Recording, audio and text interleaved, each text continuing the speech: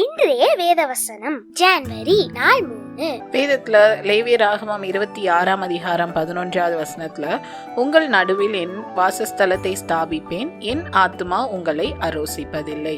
ஆண்டவர் அவங்களோட வாசஸ்தலத்தை எங்க ஸ்தாபிக்க நினைக்கிறாங்கன்னா நம்ம மத்தியில ஸ்தாபிக்க நினைக்கிறாங்க.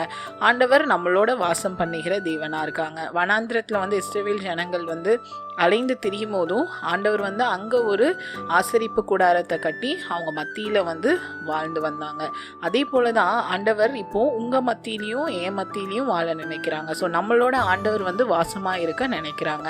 ஆண்டவர் ஒருபோதும் நம்மளை வெறுத்து ஒதுக்குற தேவனே கிடையாது. நம்ம ஆண்டவருக்கு பிரியம் இல்லாத காரியத்தை செஞ்சுட்டோம், இல்லைன்னா ஆண்டவருக்கு பிரியம் இல்லாம நடந்துட்டோம், ஆண்டவர் என்னை வெறுத்துருவாங்க அப்படின்னு சொல்லி நீங்க நினைச்சீங்கன்னா ஒருபோதும் ஆண்டவர் உங்களை வெறுக்கிற தேவனே இல்லை. எப்போ நீங்க செய்ததை தவறு அப்படின்னு சொல்லி உணர்ந்து நீங்க ஆண்டவரிடத்துல மன்னிப்பு கேட்குறீங்களோ அப்பவே ஆண்டவர் உங்களை மன்னிக்க வல்ல தேவனா இருக்காங்க. அதனால ஒருபோதும் ஆண்டவர் உங்களை விட்டு விலகவே மாட்டாங்க. அதனால ஆண்டவர் எப்பயுமே நம்மளோட இருக்கிறது தான் விரும்புறாங்க.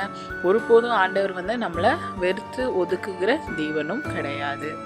Thank you. Have a wonderful day.